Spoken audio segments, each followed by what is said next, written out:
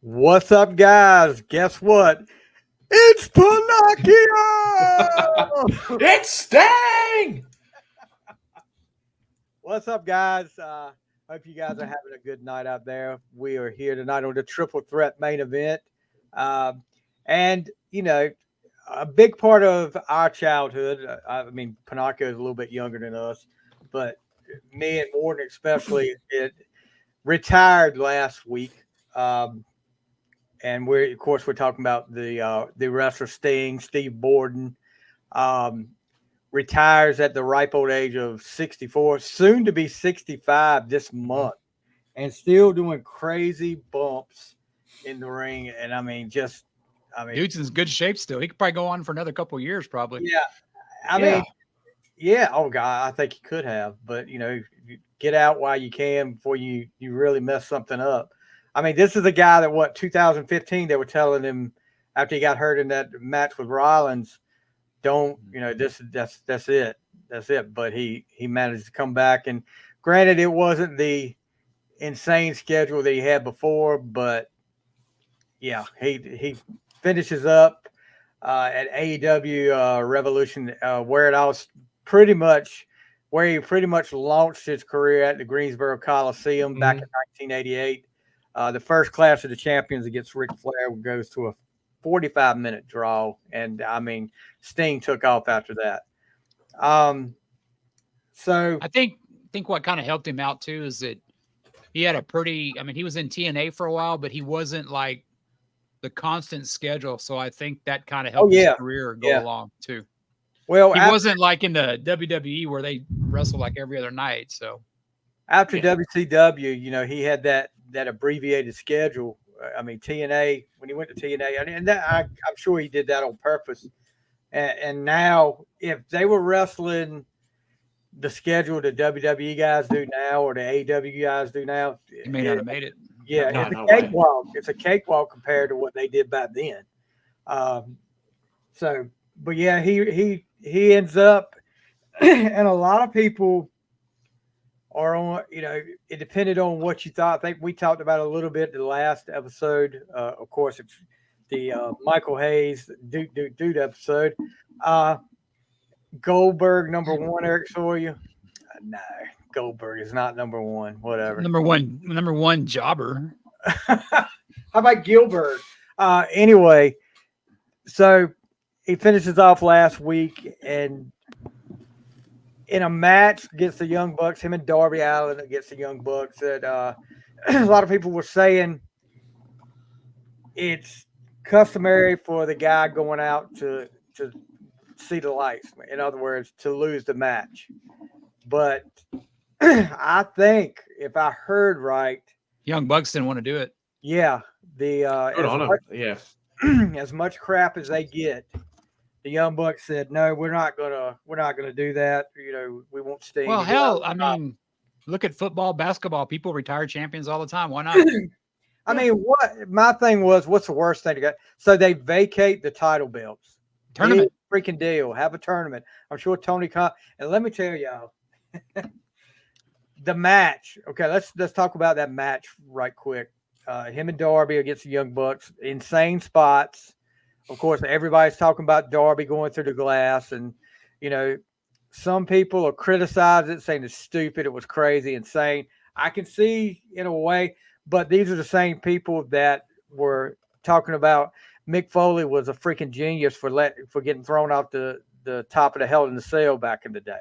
I mean, Darby Allin's he's a young guy, so he can handle it. So it ain't like they put Sting through it. So no, don't it? But did you have to do that spot? No, you didn't have to do it. Did he choose to do it? Yeah. And some people were talking about the danger they put some of the crowd in that was close by with the glass popped up. Even Flair said he got cut up a little bit down there. He told I was listening to You would have loved that. God, was it Bischoff's? It was Tony Schiavone and Conrad talking about it.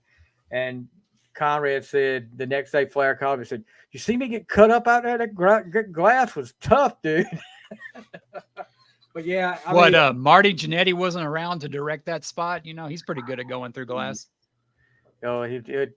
it ain't no telling what we just need to check out his Twitter feed again. I haven't looked at that in a while. And that gets interesting when Marty has a little bit of the bubbly. Maybe that did something to his head. Maybe I'm wrong. I don't know. He's been kind of crazy ever since. Yeah, but Sting and Darby get the win. Sting goes out on top. I don't know if you guys had a chance to watch a little media scrum afterwards, but grinning like the freaking Cheshire Cat was Tony Khan. It was almost to the point where I was what the hell is a Cheshire Cat? Cheshire Cat. You've never seen Alice in Wonderland? No. Big smile. Yeah. Past your face. Yeah. Is that the one with the hat, the cat in the hat? Is that the one? Yeah, he's a Cheshire Cat. But oh my God, it was almost Alice in Wonderland? Really, Stevie? Yeah. I remember my childhood. It hadn't been as long as yours. Anyway, getting off subject. He's grinning from ear to ear, and it's almost scary looking at him. But Sting said all the right things, and they even talked about Sting coming back maybe with the company in some other form. Sting said he would definitely be open to that conversation. Darby, of course, turns around and shows his back.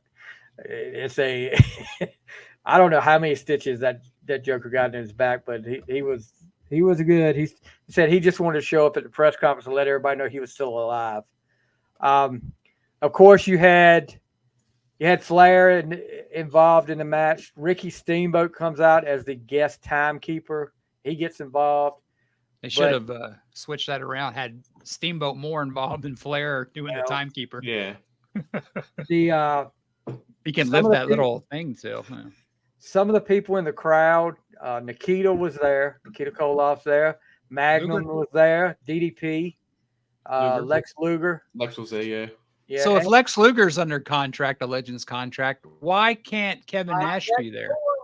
Because I read the thing that they said that and Pinocchio, I know Kevin Nash is your buddy and stuff, but maybe you can ask him in an email. It's like, well, Luger was there, and I think the only thing they said is he could be there, just don't show him on camera, which they didn't do.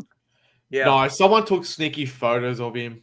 I mean, no, but the pictures are fine. It's just it's just don't like you can't be on camera. Yeah, and they did that. They didn't show Luger on there, did they? No. No. But what's the difference in this? And then just say, all right, just argument's sake, the Jets make the Super Bowl, and someone from Green Bay. Did you say the Jets? Did you say the Jets? It could happen. If the Jets, but honestly, what if an ex-teammate watches his old teammate in a Super Bowl? Tony Romo does that all the time. Oh wait, he doesn't. Yeah. Never mind. Yeah. If the Jets make the Super Bowl, I'm heading for a shelter because the world's about to come to an end. Yeah, no shit. Yeah. Hey, they fired the Bills coach. You hear that? Huh? I got a text that some Bills coach was fired. Yeah, I think it was a defensive coach. Oh, it wasn't the head coach? No. Somebody texted me. I was like, I don't care about the defensive coach. Yeah. But so tonight we're going to talk a little bit about the icon Sting. Bang.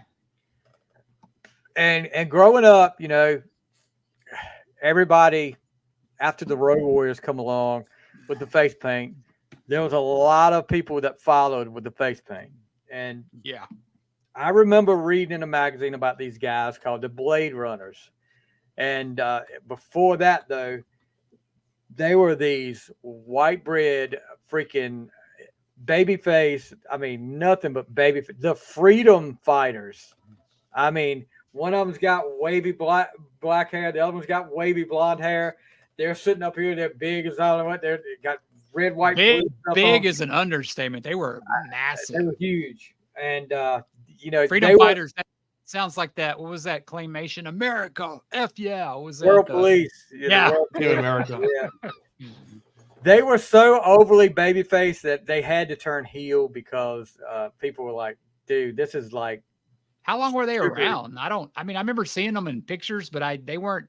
They weren't around long as the freedom fighters before they went to the Blade Runners. But I remember the Blade Runners. But I remember seeing that. Then I remember seeing the Dingo Warriors. So they weren't around that long, right? Okay, so the Blade Runners I think they started like in '86, and they were in Memphis, and they end up moving to Mid-South with Watts.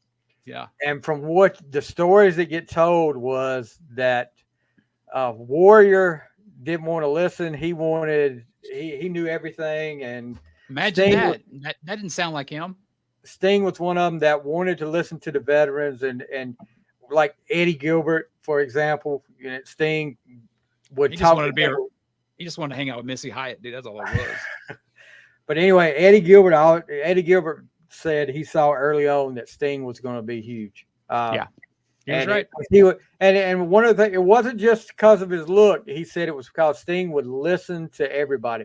He would come out there and say, what do I need to work on? And that made a big difference. Gilbert really made a push for him. Of course, he joins after Warrior leaves.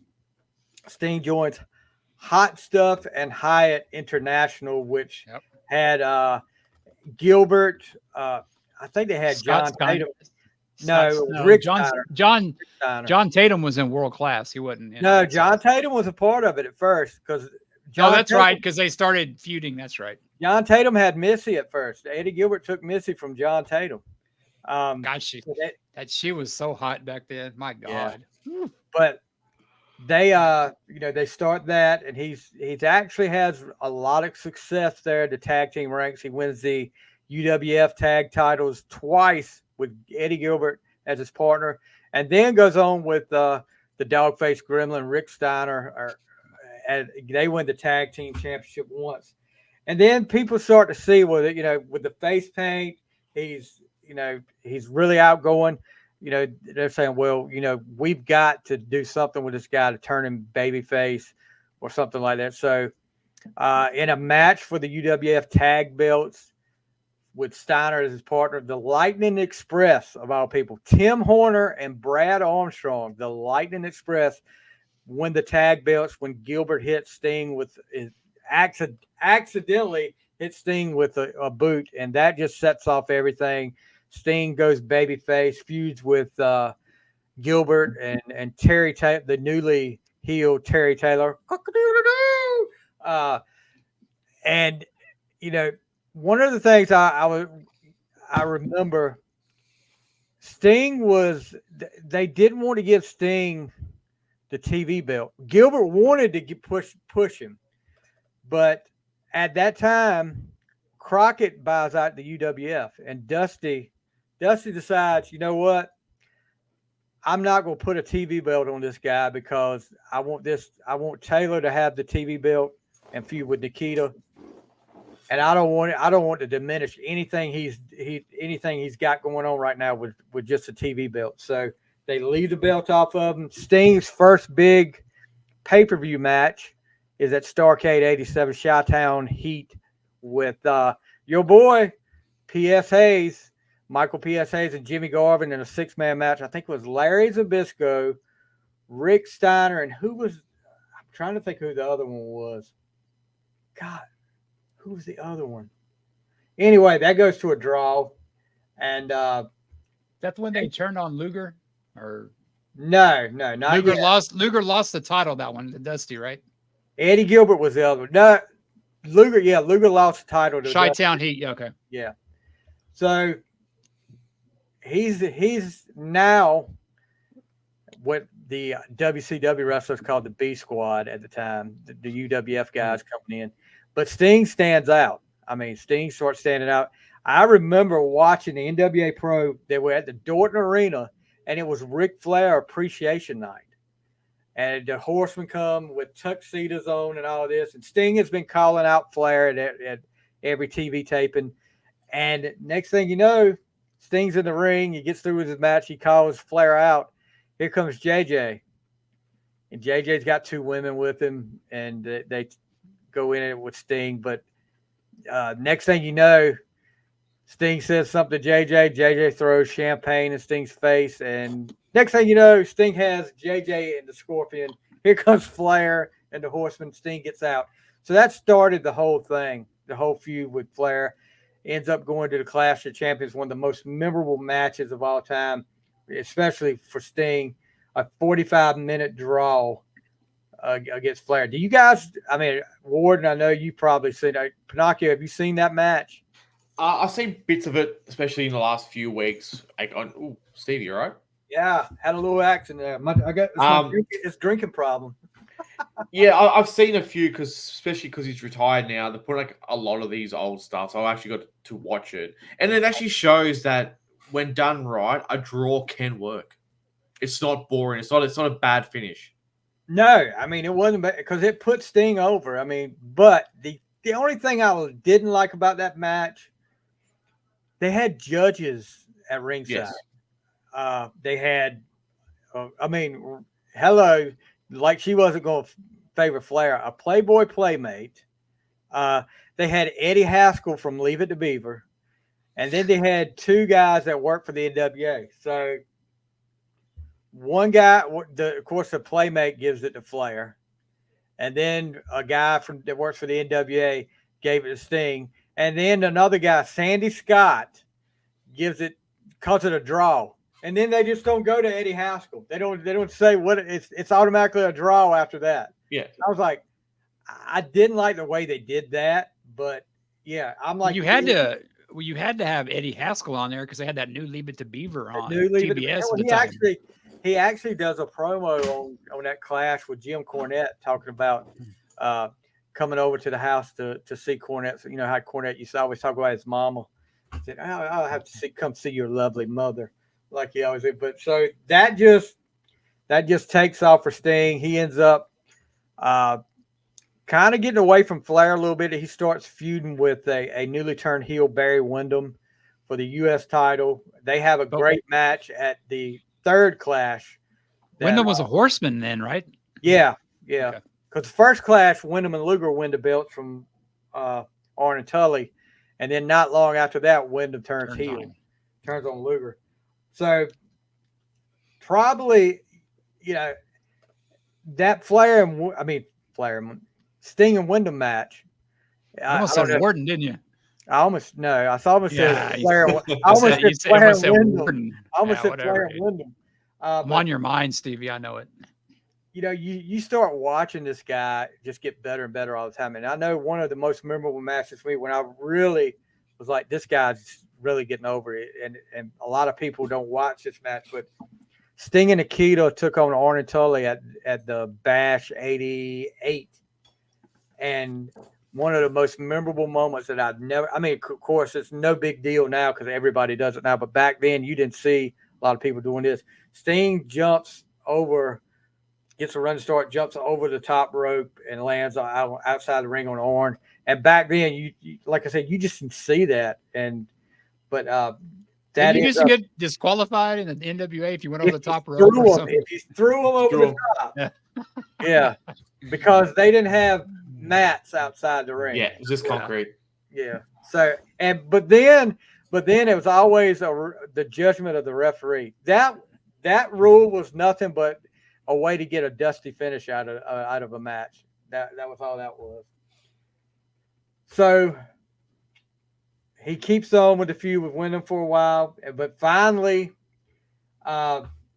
he finally gets his first major championship. He beats Mike Rotunda for the NWA television title, and keeps that for a while.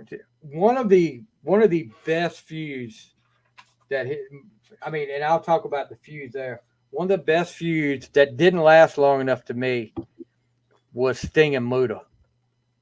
I don't know how much you got to see of that, Pinocchio, but I know Warden. I know you've probably seen some, but he was there. I think at the retirement match, wasn't he?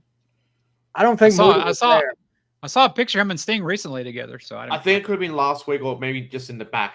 Yeah. I don't think he was in Greensboro, but he actually, Sting actually participated in one of Muta's retirement matches because Muta retired last year. But they actually, this big rivalry, both these guys with the face paint, both these guys really athletic, doing a lot of high. He was with Gary Hart, right? NWA. They formed the JTEX Corporation with Terry that's what Funk. It was. That's right. But Muta ends up actually, they have a match at the Bash 89 in Baltimore, and it ends up being a controversial decision. They hold the TV title up. Muta and Sting have a rematch, and Muta wins the TV title. But that, Sting is now a tag team partner of his mortal enemy, Ric Flair. Ric Flair goes babyface. And the match, oh my gosh, the match at Halloween Havoc that year, Sting and Flair against Funk and Muta in that, what was the name of that cage? They called it the Thunderdome cage. They had all this crap on it. I mean, all over the ring. It had so much crap on it when they lowered it down, sparks were flying everywhere. Oh wow! It catches on fire at the top of the cage. And was that part of the show or no? Oh. You go back and watch. It was too heavy. Watch Halloween Havoc. It catches on fire up there. Tommy Young, the referee, goes up there to try to put it out. Tommy Young, greatest referee ever. Greatest referee ever. Not Danny Davis. Yeah, Danny Davis. So instead of when they see Tommy Young can't get it out, guess who goes up there and puts it out? Sting. Muta. Muta goes up there and does a spray on it. You didn't pee on it? I remember. I think it was Jim Ross and Bob Caudle talking about it, and he said, "We need a fire extinguisher. We need a fire extinguisher." And I don't know if it's Bob. I think Bob Caudle said it and said, he said, Muta said, "I brought my own." And it's so, you know. So I always wonder how they keep that mist in their mouth when they're wrestling. Like, who's that wrestler? The girl that wrestles in WWE now that she has that like Oscar. Oscar, yeah. I mean, do they have like packs they put in their mouth? They don't hold in their mouth all this time. Must like a blood capsule and they bite down on it. I guess so. I don't know how they keep. Some of them don't keep it in there the whole time. They've got it somewhere, hidden somewhere, and when they go down, they put it in she'll do it in the middle of a match, so she has it on her a while. So wrestlers used to keep a blade in their mouth too before their they fingers. Their fingers too. Kerry Von Erich used to keep them around his fingers. When they would tape they would tape their fingers. Yeah, he would have it in their fingers too. Yeah, there's been times where they tape the wrist and have it in there, and they could just in their mouth. Can you imagine swallowing that son of a bitch? That would suck. Woo. Now I have heard Cornette talk about when they did a spot with Ricky Morton where they took the tennis racket and dropped him like on his chin on the tennis racket.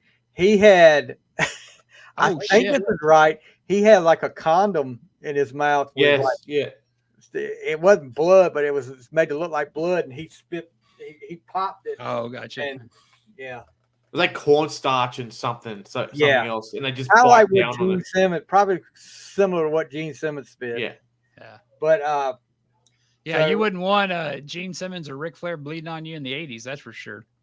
That's for sure. Not real blood anyway. Abdullah the Butcher. Get hepatitis, Abdullah the Butcher, yeah. And Sting was involved in a lot of big storylines. Can we talk about a couple things before? What's that? Go ahead. Okay. Now I probably late 80s. I was more in NWA and stuff, but I remember that I think Flair went to WWE at a time and then he came back and Sting was a horseman, or this is before he went to WWE. All right. Sting joined about the time I'm talking about with the Halloween Havoc match when they teamed up. It wasn't long after that, Ole and Arn came back. When they turned on him, that was actually down here in Corpus Christi. I remember that. Right. It was like a Champions 10 or something like that. Or Champions. When they came back, they made him part of the Horsemen. Yeah, they did that, but they turned on him then. But I get that. But didn't the Road Warriors turn on him too? Road Warriors turned on him. They had a 6-man match against the Varsity When was Club. that? Was that before or after this? That was before. Yeah, because I remember Sting has got to be the dumbest person. Everybody always turns on him, Yeah, he's like Hogan. Everybody always turned on him. Yeah. Dusty said the reason that he had them turn on Sting, his kids thing or something like that. Sting was one of the most popular ones there, and he knew how hard it was going to be to get the Road Warriors heel, so he figured they needed to turn, and it still didn't work. I mean, they turned on Dusty too. Eventually, too, they turned on him anyway. And they did Dusty, and it ended up costing Dusty his job with a little spike in the eye. Oh, that's right. Yeah, the spike in his eye on Saturday morning when they did the blood, and TBS people weren't having that. Because I just remember I watched that thing about because I thought I knew when they turned on Sting, the Horseman, that it was in Corpus. Yeah. But man, talk about the mullet. That was like Ric Flair's greatest mullet. Man, that thing was going to town. flowing, buddy. Yeah. So thick too. Was that before he went to WWF or That was after? he got before. back? That was Before. before. Because He had short hair in WWF, didn't he? Oh yeah, because he still kind of had it, but he He had came not- back in 90. No, he still had it, but he cut it in WCW when he wanted to be the Yes. Spartan. Yeah, or Jim whatever. Hurd wanted to cut it and call himself Spartacus. Because that was really around that time. I kind of quit watching wrestling around, until I got back into it with the WWF when Flair went up there. So I Because that's kind when he of came when he won the Rumble too. that was one of the greatest Rumbles. Yeah. But Okay. So Sting, he joins the Horsemen. He has a match. I don't know if y'all remember, one of the worst pay-per-views WCW ever had was Starrcade '89. They called it Future Shock, and it was a round. RoboCop. No. It was a round robin tournament. They had 4 singles guys. It was Luger, Sting, Flair, and Muta. Then you had 4 tag teams. I think it was the Steiners, Samoans, the Road Warriors, and Doom. And they all wrestled. They had to all wrestle each other. They got points for however they won or whatever this. Yeah. It was a dumb point. And look, they had this on like a Tuesday night. Yeah. Or a Monday night, something like it was a weeknight. Yeah. And it made no sense at all. You just took away a lot of your crew that you could have had on Starrcade because you only used 8. I mean, well, it got kind of ridiculous that you had to start watching these things with points, and then when they started having like 4 rings put together, it's like, okay, this is a little. Well, AEW did the same thing a couple of months ago with the whole point system. Who was running WCW at the time? I mean, they already started to Ted Turner, and this is before Jim Herd? This is before Bischoff. So God, that shit was Jim awful. Herd, yeah. Okay. The Pizza Man. Say what you want to about Bischoff, but at least Bischoff had vision, But I will tell you this: the whole points thing at Starrcade that night, I think that was Jim Ross's idea of what he said. Yeah, we all mess up sometimes. Yeah, it's just like Brawl for All. But yeah, I mean, Sting ends up pinning Flair at that night, and all of a sudden you see Arn and Ole run in the ring, and this is the last match of the night. Whoever wins that match wins that competition, the whole thing. They get called the champion of that night or whatever. I forgot how they called it. So Sting, and it seemed like every time Flair got beat back then, he would try to do a figure 4 and somebody would small package him. I mean, Dusty won the belt from him that way. Sting won the belt from him that way. Garvin win there? No, Garvin did the sunset flip on him. That's what it was. Off the top. That's what Kerry did. What did Kerry do? Kerry did that too. Yeah, that's what I thought. Okay. But, Ole and Arn jump in the ring, and it looks like they're going to jump him. Instead of that, they raised. But back then, man, they could have the same finish. We didn't care. Like, oh, shit. Yeah. And then it's announced that Sting is going to fight Flair at Wrestle War 90. Wrestle War. Yeah. So that leads to where you were talking about at Corpus Christi.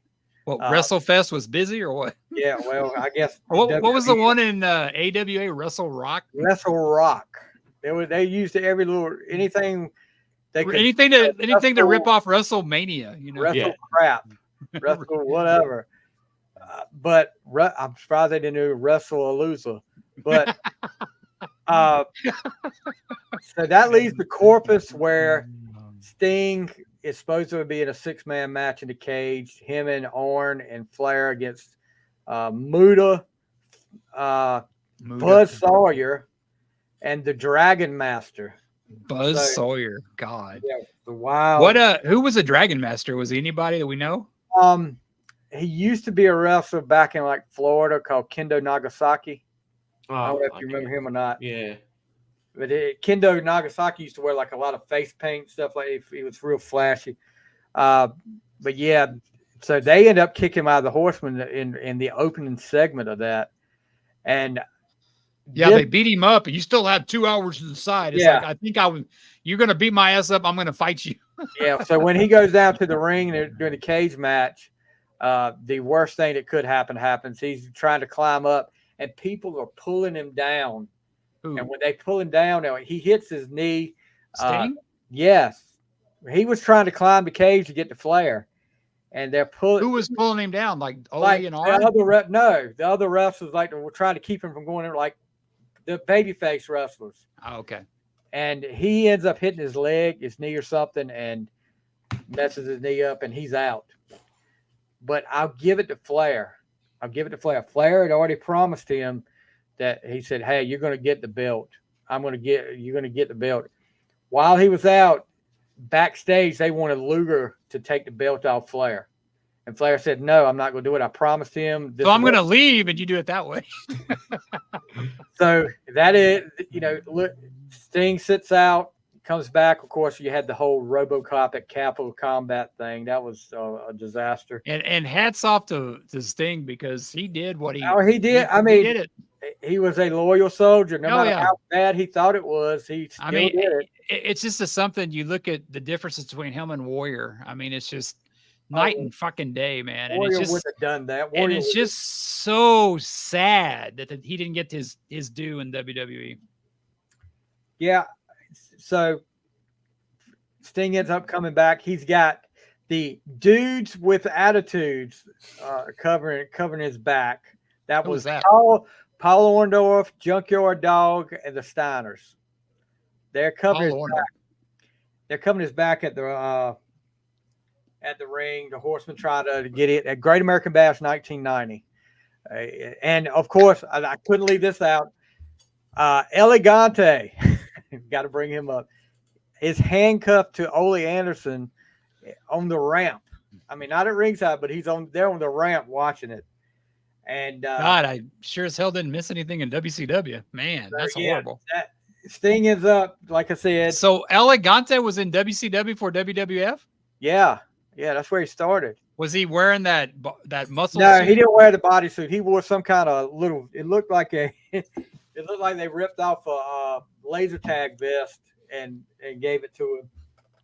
So, yeah, he ends up winning the belt that night. And if you listen to the speech he gave after that, he really Sting won the belt that night. You said. Yeah, Sting beats Flair. He does even though his knees messed up. Well, he recovered from that. He really wasn't hurt. He was. Yes, he was hurt. He was hurt. But when he got hurt in Corpus, that was months before the Great American Bash. So he beats Flair, and then he beats Flair, and then that sets up the whole. You've watched it long enough where you're thinking, okay, like with Dusty would hold the belt for 2 weeks before Flair would win it back. 5 days. Garvin held it for like a month. So you're thinking, okay, Flair's going to end up getting it back soon. They go away from Flair. I mean, they go totally away from Flair. His first, I want to say his first big title defense was against Sid at Halloween Havoc. And they end up, if you've never watched it, it's hilarious because they tie Sting up. He goes to the back, chases Sid to the back.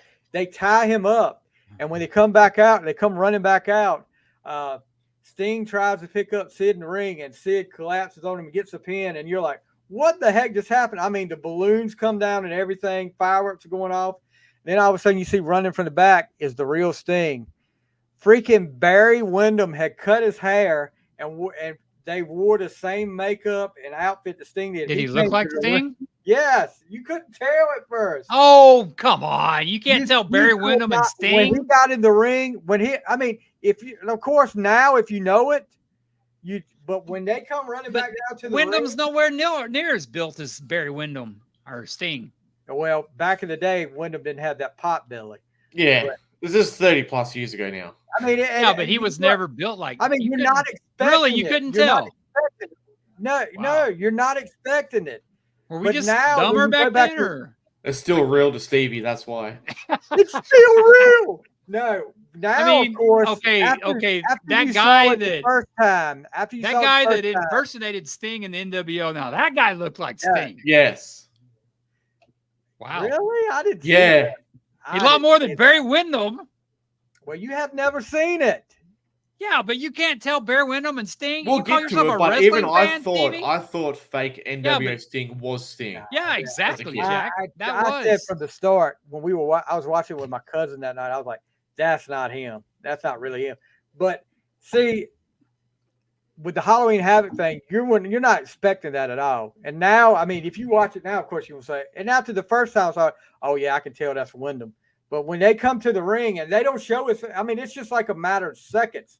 They hopped in the ring, and he tried to pick him up and fell on top of him. And then Wyndham takes off and meets Sting halfway down the aisle, and they're looking at each other. And Wyndham just starts laughing and goes up. But they restart the match, and then of course you have the whole black sport. Dude, you cannot tell that wasn't Barry Windham, dude. Now you can.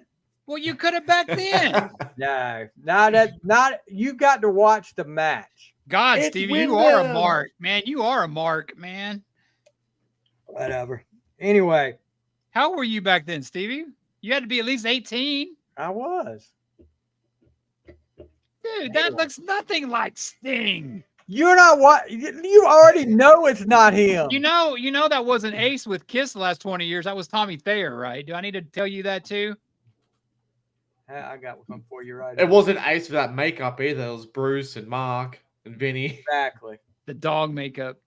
But then you had the. But Tommy Thayer looks a lot more like Ace than Barry Windham looked like talking. Sting. I'm disappointed, Steve. Go ahead. I want to hear what you got to say. I'm done, man. I already made my point, dude. I mean, it's like, wow. All right. I'm just very disappointed in you, Stevie. Well, I look to you for leadership, dude, and it just, it ain't there. So, and Barry Windham and Terry Taylor wasn't a real chicken. Are you gonna go sit in the corner and pout too, or what?